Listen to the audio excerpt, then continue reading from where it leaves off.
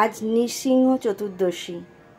এই দেখো আজকে প্রভুকে শৃঙ্গার করেছি।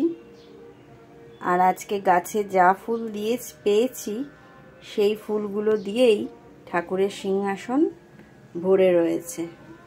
গোপুসোনাকে এই জামাটা পরিয়েছি।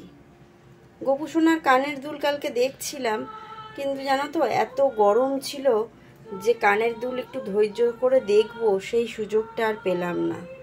তাই আর কানের দুলটা কেনা হলো না। একটা কানের দুল রয়েছে আর একটা হারিয়ে গেছে। সব সময় তাই হয়, ও মনে হয় এক কানে দুল পরতেই বেশি পছন্দ করে।